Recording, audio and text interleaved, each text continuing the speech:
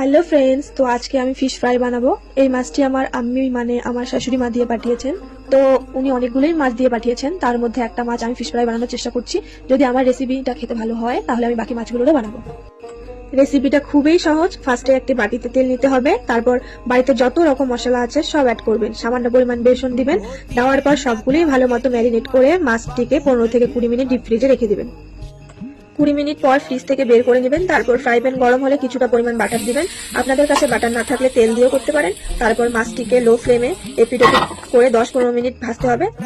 তারপর বাটারের তেলগুলো একটি চামচের সাহায্যে উপরে ছড়িয়ে দিবেন।